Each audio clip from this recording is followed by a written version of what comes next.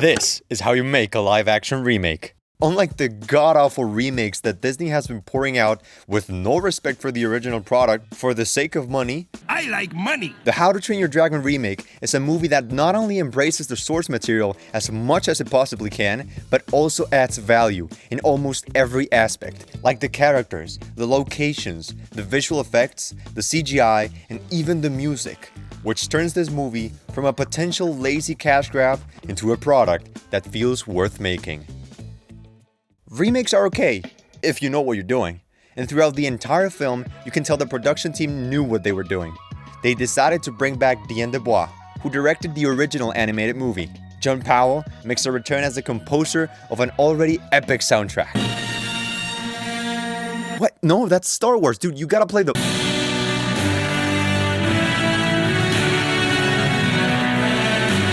And Gerard Butler reprises his role as Stoick the Vast, who he does perfectly in both instances. For the rest of the cast, they not only try to choose actors that for the most part resemble their animated counterparts, but that can also do a great job at transmitting the emotion and personality of each character. Are they exact copies of each other? No, but that's a good thing. Hiccup, for example, lacks his annoying voice Oh, come on, let me out. I need to make my mark. and doesn't feel as scrawny as in the original, but it still maintains the weak but clever personality he's known for. Same with Astrid.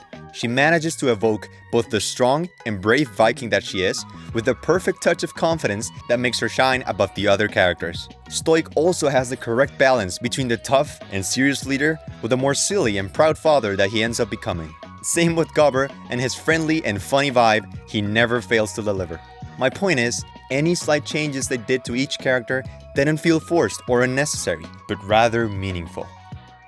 Berk feels more alive than ever, and I believe it's the combination of shooting most of the movie in the forest and cliffs of Northern Ireland and the stunning work the VFX and prop team did with the environments, instead of just putting everyone in a room with green screens and calling it a day. Every scene makes you feel like you are in a Viking village, that the characters are actually wielding heavy weapons or riding real dragons.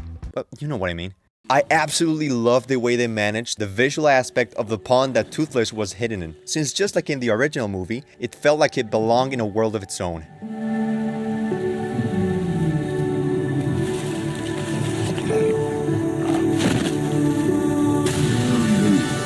Everything we know about dragons.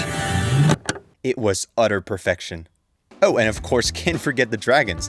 It's surprising how a budget of only $150 million can get you such real and palpable looking beasts.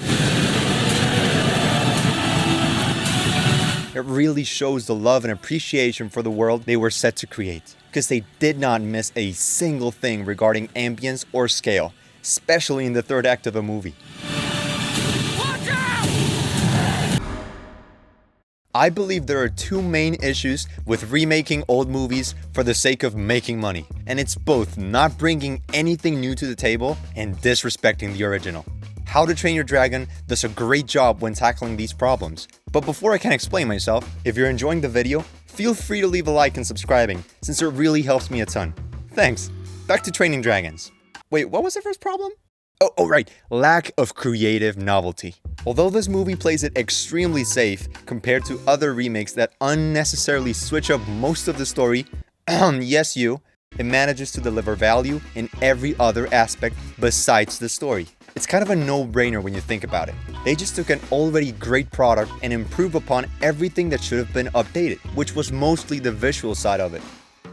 A movie like Snow White completely ruined what was already a simple but engaging story simply to modernize it with no real substance to it. So sure, you could argue that How to Train Your Dragon doesn't bring anything new in terms of the way the story was told. But on the other hand, it manages to exceed expectations in every other regard of the film without losing any of what made the original product great. Now for the other issue, which is really simple to tackle in this case, is how the source material was treated. If you're gonna use a story from a movie that already works, you either stick to it or completely deviate from it. There is no in between. Cruella is a good example of how you can take an existing character and create a completely new story from her, without it having anything to do with the classic film other than a cameo at the very end. Hello, Bongo. The How to Train Your Dragon remake goes hand in hand with the original script, Scenes, dragons, characters, music, everything.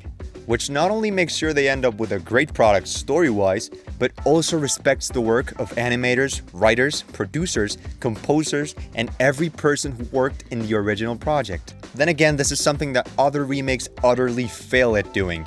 We can all agree that most of these remakes are made to capitalize on the success of the original installment, but switching up aspects for the sake of it, completely ignoring the work and story that the writers and directors wanted to tell, is straight up disrespectful.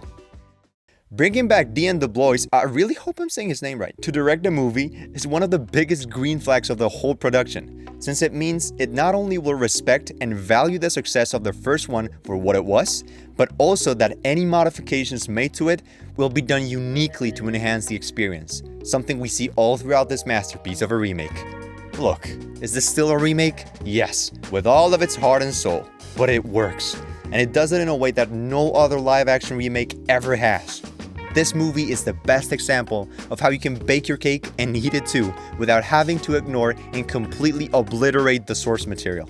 If you're familiar with the gaming world, you'd understand how this movie is more of a remaster than a remake, which is what makes it work so well. Instead of remaking the movie with no reason at all, it only improves on every aspect that it can, while delivering a product that both old and new fans can enjoy. Because believe it or not, more kids are being born every day, and giving them a different and a truly modern experience of a classic movie is for sure gonna do more good than bad to the franchise.